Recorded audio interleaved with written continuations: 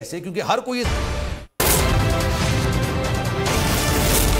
खबर से आपको आगाह करेंगे। Lieutenant general Asif Ghafoor corps commander Quetta तैनात कर दिए गए। लेफ्टिनेंट जनरल आसिफ गफूर को कोर कमांडर कोयटा तैनात कर दिया गया। जनरल आसिफ गफूर को शहीद लेफ्टिनेंट जनरल सरफराज अली की जगह तैनात किया गया है। 12 कोर के कोर कमांडर 1 अगस्त को हेलीकॉप्टर हादसे में शहीद हो गए थे और अभी lieutenant general Asif Ghafoor corps commander Quetta तैनात हो गए हैं।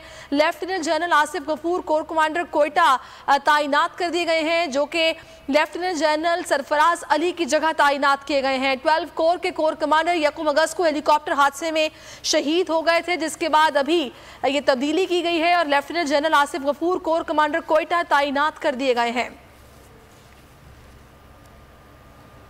अहम खबर से आपको आगाह कर रहे हैं। लेफ्टिनेंट जनरल आसिफ गफूर को कोर कमांडर कोयटा तैनात कर दिया गया। शहीद लेफ्टिनेंट जनरल सरफराज अली की जगह पर इनको तैनात किया गया है, जो कि हेलीकॉप्टर हादसे में शहीद हो गए।